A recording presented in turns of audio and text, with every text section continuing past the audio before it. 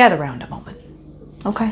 It has come to my attention that the main problem I'm seeing, that I finally kind of put together on all of this discourse around Alex Reed's Tarot, around Witchtok, around Charmin Ruby, around, macro socio-political trends versus individual choices, is that a lot of y'all have not learned a very specific skill, which is to use argumentative rhetoric. Now, hi, hello, my name is Sarah Rastres, and I am a Christian witch. This is important. We're going to get into why later. And I'm also a professor of rhetoric. I teach introductory rhetoric to college students, as well as how to research, source evaluation, and a lot of other stuff. And y'all out here during a Mercury retrograde with Mars going into Gemini, making my Virgo Sun and Mercury ass do this? The thing I want to ask all of y'all right now is, what is the material goal of all the discourse that we have seen? Let's start with that question. Now you'll notice I said material, not rhetorical, because the material goal, the material outcome, is what we kind of seem to be missing in all of our rhetoric. Let me explain. In rhetoric, there are actually three types of rhetoric. There is the rhetoric that explains the past, there is the rhetoric that observes the present, and there is the rhetoric that argues for the future. And that argumentative rhetoric is where a lot of our, progressive pushes and conservative pullbacks are operating from, because the point of argumentative rhetoric is to convince people to do, think, or believe, or no longer do, think, or believe certain things. Okay? So, we might break down argumentative rhetoric into three different types. However, any good argument or effective arguer is going to use a combination of these, whether all three of them at once, whether just one, whether whatever. It all depends on two things. It depends on who is speaking, and it depends on who is listening, aka your audience, right? So logos is your appeal to logic. Logos doesn't just refer to studies and, scientific evidence. Logos also refers to the method in which you argue, right? The way in which you use ration and reason to extrapolate and explain and demonstrate your points. So a lot of other things, the sources you have to back up your claims, the, data, scientific data, the way in which you reason, all of that is logos. And that's going to appeal to people who want to be rational and want to be ironclad in objective reality. Great. Meanwhile, ethos is an appeal to authority. An appeal to authority can mean a lot of things. It can mean your education level, right? It can also mean your professional experience. It can also mean your lived and cultural experience. See how I started my video saying, hi, I teach rhetoric to college students? Yeah, that's why I have the credentials to tell you about any of this right now, because I do it professionally, right? Of course, the last one, pathos, is an appeal to emotion. And this is to incite all kinds of feelings, right? Pathos is really kind of the ingredient in rhetoric that gets us to care about things that we know logically are not correct, and that the person telling us is not correct has the authority to tell us about. Pathos is that thing that spurs us to want to do something, right? It makes us angry, or it makes us happy, or it makes us sad, or it makes us scared. And it does all these things that therefore push us to do something about the state we're now in. If we are scared of some future, we want to work to make sure that future doesn't happen. If we are angry at some transgression, we are pushed to get justice for this thing, right? This is kind of like how this works. And this is where, in the conversation around Alex Reed's Tarot and everything else, we find ourselves breaking down. Because we're getting a lot of feelings, we're getting a lot of thoughts, we're getting a lot of ideas, and we're not getting anywhere to put materially any of this emotion. What is the material goal, as in the tangible, visible outcome of any of the discussions that have been had around this? Leave it in the comments, I guess. What do you want to happen out of all of this discourse? Go ahead, tell me. Because when I look at the situation, I'm seeing that a lot of us are talking from a macro view and trying to put macro views on a micro situation. The macro is trends of, specifically like celebrities or big names converting to evangelical Christianity is the assumption, but not quite the known in the case of Alex. Nonetheless, there's that trend, right, of multiple influencers recently and celebrities like Kat Von D, like Russell Brand, seeming to cling on to the profitability of Christian ethics. Likewise, you see other, celebrities cling on to things like right-wing politics, Nicki Minaj, for instance, in a way to find tribe and find a place to land and still profit, right? In a way to still uphold their current ways of life and their current brand, or to pivot and go to where they will get support materially.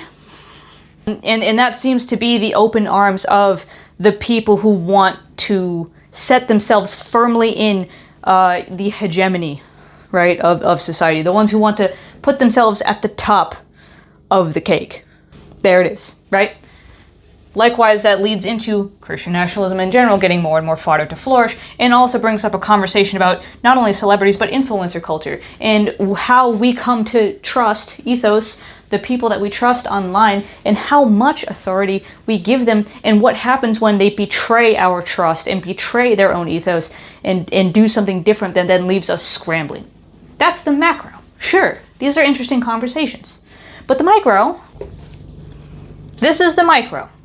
It all started because this 23-year-old with 1 million followers almost decided that she was going to go pursue a stricter relationship with God. I don't even know. This is really kind of like the bare basics, is that someone said, hey, I thank you so much for all your support and all this time. I'm no longer going to do tarot. I'm going to go find a relationship with this guy who, can't do tarot anymore. Obligatory tap the sign. But anyway, so, right, this is my thing right now that I'm talking about when I say, what is the material goal of this discourse? Because I've seen a lot of people, including many people I love, including many of my friends, say, well, no, we have to address this. Well, no, we have to, do something about it. We can't sit on the fence about this issue. And my question again to you is, what materially do you want to do about it? What is the tangible material outcome that you are looking for? Because this is why we're getting into a tizzy with, folks saying that charm is making sense. For instance, I'm going to use charm as an example because obviously he's very well known. Charm is making sense. No, charm has lost the plot, blah, blah, blah, blah, blah. When it comes to saying, why are you all mad about this Alex girl? Charm is talking from a micro perspective. Everyone keeps trying to make it a macro perspective. And the reason they keep trying to make it this, in my humble opinion, is because they are angry that they can't tangibly do something about that. And that's why I'm asking you this question. Because we have to do something about these influencers going from, spirituality and tarot and whatever to Christianity. What are you going to do? Lock them in your basement and force them to continue doing what they do? What are you going to do? What exactly are you going to do? Are you going to, try and send mail to their door every day with reasons why they can do both and they should do both? Are you going to, get the account reported and taken down, even though she's already saying that she's going to delete it and get rid of it?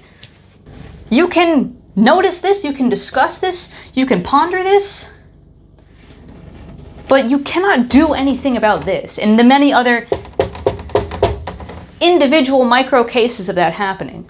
Because people have free will. Because people are going to do what they're going to do. Because people are complex. And people are free people. You do not own the influencers that you follow, that you watch.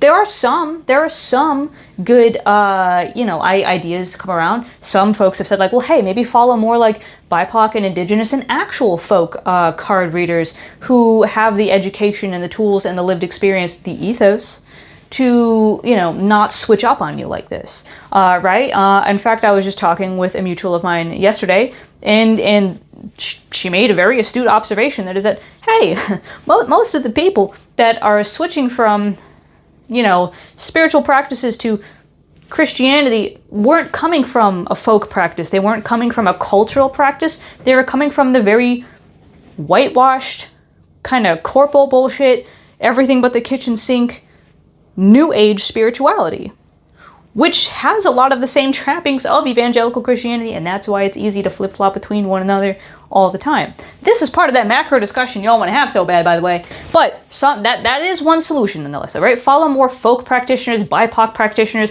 who, understand this history and and do all these things. And great, yeah, sure, that's one solution. You can definitely do that. You can absolutely do that. But I think that brings a kind of bigger question into why do we idolize anyone? Why do we trust and outsource our authority or skill or learning to anyone? And that's another big thing, because a lot of these people who are saying this are also at the same time saying extremely problematic shit. Like, you cannot ethically be a Christian at all. The plot is lost when you start talking like that. When you start saying you cannot in any way be a Christian ethically, the plot is lost. And that's another reason we come back to this question, what materially do you want? Because it sounds to me like people are asking for all of Christianity to disappear, for nobody to be Christian anymore. Which means your goal is dead on arrival, because good luck convincing 2.8 or 6 or however many billion people to give up that religion. Granted, I've been asked as a Christian witch many times, why don't I just give up the Christian part and become a witch? And I'm going to tell you, it's because of the connection I have to my God that cannot be denied. It's because I believe in the core tenets of my faith, which Empire has co-opted. And so many of y'all love to point that out, but you don't go back far enough. You go back as far as Christopher Columbus and then you stop. This is not how these things work. In a quick discussion on Christianity and empire, y'all do like to talk about how the fact that Christianity is used as a tool of control to subjugate many other peoples and cultures and languages, and this is true. There are many times where different branches and sects of Christianity have done this. The Catholic Church, right, with the, North and South America, with Africa. You've got England as well, with pretty much the entire known fucking world at one point, and that was a Protestant situation, especially in northern USA territory, right? You've got all these different kinds of iterations of Christianity coming around and doing big damage to a bunch of other people, systems, beliefs, and so on, and it's very, very bad. However, Christianity didn't start with the British, the French, and the Spanish. Christianity goes back a little bit. There is a difference, my friends, between Christianity, the actual faith, the actual core religion, the actual, this guy and the stuff that he said, and Christianity as an empire. And in fact, you actually do find a perfect example of this in the story of St. Patrick. So St. Patrick was actually not Irish. St. Patrick was a Brythonic Celt. Brythonic Celts being the actual native Celts of England before the Anglo-Saxons, Germanic people, got up in there and kind of started fucking it up a little bit. But anyway, so, right, St. Patrick, Brythonic Celt, he was a Christian because he was a Roman citizen. Because Rome had kind of, empired, right? Colonized the British Isles at that point. And here's the thing, St. Patrick was Christian the entire time, and yet he didn't have a direct experience with God until he got kidnapped by some Irish raiders or whatever was going on, and spent 13 years as a slave in pagan Ireland. That's when he had the moment where God spoke and said, hey, I need you to do something for me real quick, by the way. Right? He was Christian on paper. He was part of the empire of Christianity that was developing. He was Christian in the sense that it was associated with Roman national identity and empirical identity, but he was not Christian in the sense of actual, convicted, do-or-die faith, not until that moment in his life. And that is when he starts going to Ireland, and he works really hard to kind of just help people to spread this message of the faith and not the empire, and where he has to work alongside pagan Celts to learn their language, to understand their communities, and to advocate for them. To advocate for, Celtic, converted Christian, and still pagan alike, when Brythonic raiders, who were under the Roman Empire, continuously harassed the people of Ireland, assaulted their shores, stole their stuff.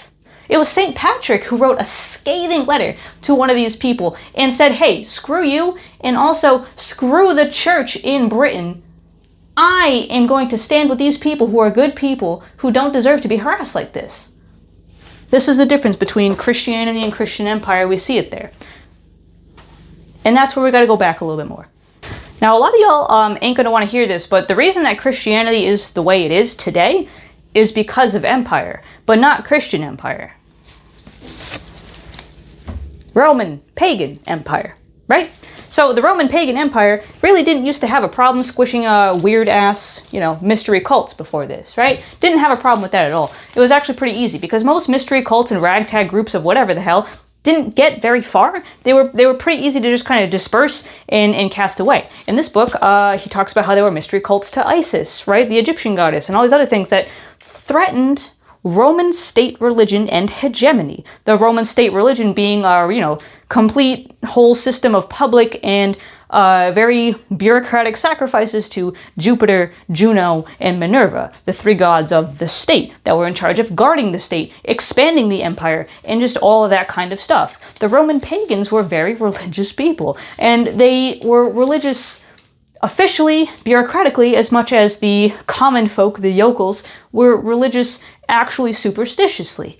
There was both going on, right? Right. And so in this book, we kind of figure that out, that eventually this whole Christian thing got really, really hard to keep squashing down. It just kept popping up because it was a religion pretty much specifically geared for the liberation of the poor and the needy and the illiterate and the oppressed. So it got very popular with most of the empire. It even eventually got popular with the learned folk. And that's where shit started hitting the fan. Because a lot of culturally Greek pagan or Roman pagan people started taking a lot of their ideas into their religion. Their ideas that all the physical world was bad and that therefore, any kind of physical anything was bad. The idea that women sucked. The idea that, celibacy was good. Like, all these kinds of things. The idea that women should listen to men and not speak. Yeah, those are actually at odds with the things Paul was trying to say. Wouldn't you know? However, when you have people interpreting Paul through the lens of pagan Greek philosophers like Aristotle, Zeno, and all these other ones, yeah, kid, it's gonna be a bad fucking time. And now, don't get me wrong, right? Christians, in some regard, have always been kind of fucked. Like, there have always been groups of Christians that have been kind of fucked and that were violent and that were doing whatever. And in fact, we can actually find the first real documented case of the mental disorder we would now call OCD, obsessive compulsive disorder, under the term religious scruples when we look at like the desert fathers and like these desert monks and like these other kinds of people who really wanted to like suffer, you know what I mean? Eat bread and salt only, do really repetitive and compulsive prayer sessions and have really hard-lined rules and stuff. Yeah, of course, that like those are all problematic things. But again, cross-reference. These ideas got into those people and they kind of missed the point of the religion, which is grace, which is that you don't need to do that in order to you don't need to do all of that. You don't need to hardline like that. You don't need to destroy others to hold yourself up. That was the point of the religion that was missed. And so when we go back and we realize that, like, yeah, the reason that Christianity is such a good tool of empire is because the Roman Empire that had perfected the use of state religion to continue empiring. Yeah, when we realize that, we understand how this got here. And we also understand why it's so important to still stay true to the roots of the religion. So let me bring you back now to the fact that I am a Christian witch. Christian witch, it's a two-part term. Which part of this term do you think gives me an especially helpful and unique edge in fighting Christian nationalism and by extension white supremacy and by extension misogyny and the patriarchy and by extension, homophobia, transphobia, and all these other things? Which of these two things do you think gives me the edge in this conversation, in this battle here? If you guessed that one, you are correct. And this is another place y'all lose so many people with your rhetoric. Logos, logic, facts. Y'all go out of your way to so deeply just boil down to the point of no nuance, completely just take away all the shading of make barely usable the history of Christianity, and also misrepresent the tenets and the function of the religion and the core of the religion to the point that you will never catch these people. If your goal was to make sure that no one was Christian anymore, again, it's dead on arrival for multiple reasons. Not only because people have a genuine connection with this God, but also because when they hear you speak and you misrepresent them so damn badly, and you seem to know way too much of a surface level friggin' internet understanding of what's going on here. Yeah, like, again, of course, the religion as an institution has been the cornerstone of many terrible things. But that's because it's a tool of empire, and it's because it's been co-opted as one, as we've gone over again and again and again. And the point of empire is assimilation. The point of empire is to make things coherent, consistent, and with some degree of, like, you know, uniform universality that we can better hand down rules and regulations to. So, yeah, of course, Christianity as a tool of empire has done irreparable damage to so many cultures, to so many peoples, to so much of our history lost to this shit, trying to kind of smooth it all into one just white smear, instead of actually letting us have all the different flavors and colors and experiences that we should be having as independent and you know, varied and diverse peoples. Of course. But if you think this guy was the one running around saying to do that, you're insane. You're insane. I'm watching people say that this guy hated women. Are you out of your fucking mind? What? When anyone who knows anything about the religion hears you say stuff like that, they check the fuck out. They're gone. And so this is where, when I made my very first post about this Alex Reads Tarot bullshit, you'll notice something that I did to start off with. And that is that I said, hey, did you know you didn't need to give up tarot to hang out with Jesus? We've built the infrastructure for that, as in us Christian witches. Like, we've built all of this stuff going on. And when other annoying-ass Christians come into my comments and say, no, you can't do tarot in Christianity, notice how I then made an entire, very detailed video using the Bible to demonstrate that that's not true. Yes, it's almost like when you are educated in the thing that you are criticizing, you can criticize it better, and also explain it better, and also understand it better.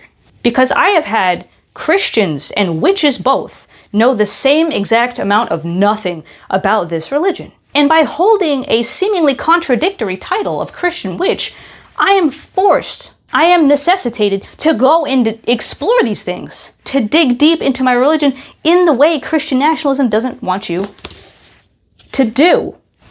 I'm forced to explore God in a way that Christian nationalism doesn't want you to do.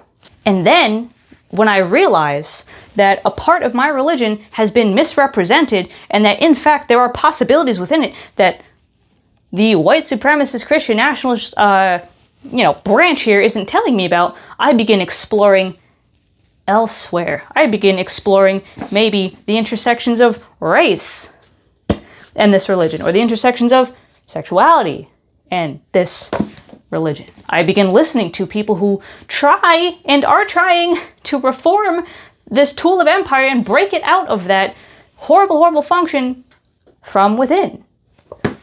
I go to an Episcopal church, and this is the shield on the door. You're not going to get this kind of progress unless you have the people who've been doing the work for centuries to be that kind of pain in the ass and try to drag the whole religion out of the empirical system to begin with. You're not going to get the social progress you want by expecting everyone to leave one religion for a practice that has absolutely no standard baseline or tools, especially when the way this religion has been taught to people is taught to people in a way that removes their ability to be their own authority. You'll notice that the stuff I'm holding up to you as I make this video is not TikTokers, is not YouTubers. They're academic scholarship.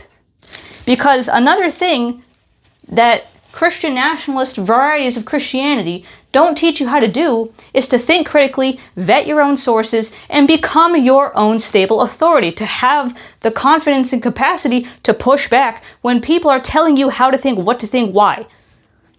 You don't have those tools because they've taken away your ability to learn them. We start telling ourselves a bunch of crazy ass, basically internet information, or looking up to one person who's giving us a very watered down and borderline just completely inaccurate version of an entire religious system that spans all continents, peoples, and languages at this point,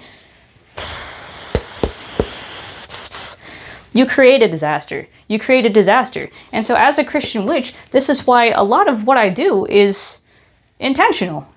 To bridge this gap and to remind you all that when you look at this religion critically, you get back to the focus. When you look at this entire system and you realize that all these things are kind of speaking the same language in a different font, that really the whole point of all of this stuff is to kind of have that more wise and gentle and compassionate approach to other people without really regarding heaven or hell or anything in between, you're able to actually break down the systems that uphold white supremacy and the patriarchy to begin with. You can't do that by just walking outside with the same bad habits and the same bad mental practices that they gave you to begin with. You left the religion in name only. You didn't leave the religion in terms of the tools they use to hold themselves up as the hegemonic force of society to begin with.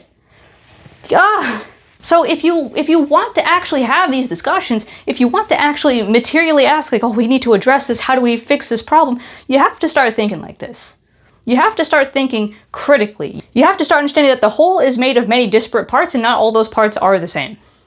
Like, you can't paint the entire of everything with one broad brush and expect anybody from any side to listen to you. Because materially, if you ever wanted Alex Reed's Tarot to come back to this, you're out of your damn mind. If I were her and I saw the absolute dumpster fire that Witchtok has become over this entire fucking weekend, I wouldn't come back here with a 10-foot pole. I wouldn't come back within 40 miles of this place.